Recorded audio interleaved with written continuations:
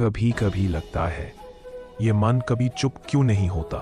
सुबह से ही दिमाग में दौड़ लगी रहती है।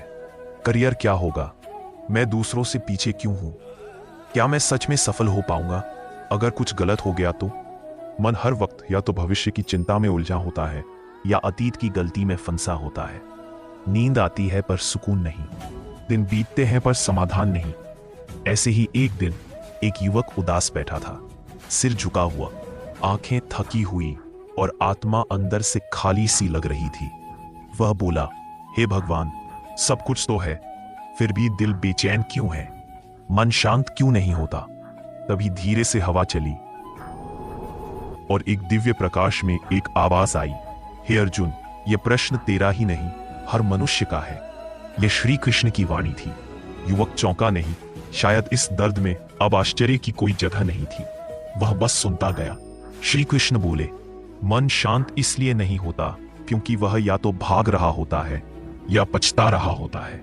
वह कभी ठहरता नहीं, वर्तमान में जीता नहीं। जब तू परीक्षा के पहले परिणाम सोचने लगता है, जब तू प्रयास के पहले हार मान लेता है, जब तू दूसरों की तुलना में खुद को तौलने लगता है। युवक ने कहा, पर भगवान, मैं कोशिश करता हूं, फिर भी ये बेचैनी क्यों।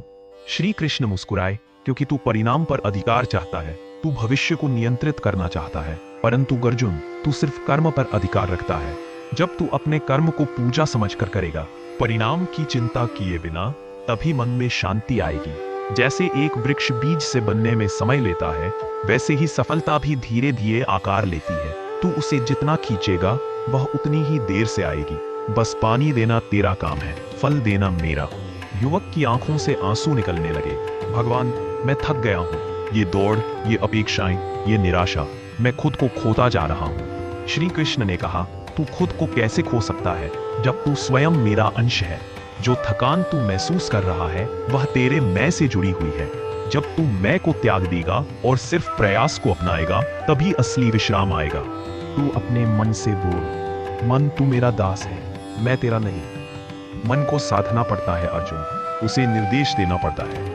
अगर तू उसे ऐसे ही भटकने देगा, तो वो तुझे कभी चैन से जीने नहीं देगा। युवक ने पूछा, पर जब सब कुछ धीरे हो रहा है, जब कुछ भी तुरंत नहीं मिल रहा, तब कैसे धैर्य रखें। श्री कृष्ण बोले, क्योंकि देर होना हार नहीं है। जब मैं अर्जुन को गीता का ज्ञान दे रहा था, युद्ध चल रहा था, सब मुझे रोकना चाहते थे, पर मुझे पता था कि उस देर में एक पूरी पीढ़ी का भाग्य बदलने वाला है। तू अपनी यात्रा पर भरोसा रख। कभी कभी ब्रह्मांड तुझे धीरे इसलिए चलाता है ताकि तू अपने अंदर की शक्ति को पहचान सके। फिर श्री कृष्ण ने एक आखिरी बात कही, मन की शांति बाहर नहीं मिलती, न मोबाइल में, न सोशल मीडिया में, न दूसरों की लाइफ देखकर। मन की शांति भीतर मिलती है जब तू खुद को स्वीकार करता है, जब तू खुद से प्रेम करता है, जब तू खुद पर विश्वास करता है। जिस दिन तू वर्तमान को अपनाकर सिर्फ कर्म करेगा, उसी दिन तू शांति को पा लेगा। शांति एक मंजिल नहीं, एक स्थिति है, और वो स्थिति तेरे अंदर है। युवक की आंखों में अब आशा थी। वो उठा और धीरे धीरे चल पड़ा, उसी रास्ते पर जो अधूरा लग रहा था। पर अब वह अधूरा नहीं था, क्योंकि अब उसके साथ श्री कृष्ण का ज्ञान था। अगर आपने कुछ महसूस किया हो, तो बस 3 काम कीजिए।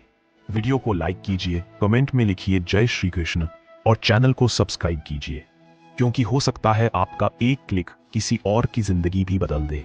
मिलते हैं अगले ज्ञान में, तब तक के लिए जय श्री कृष्ण।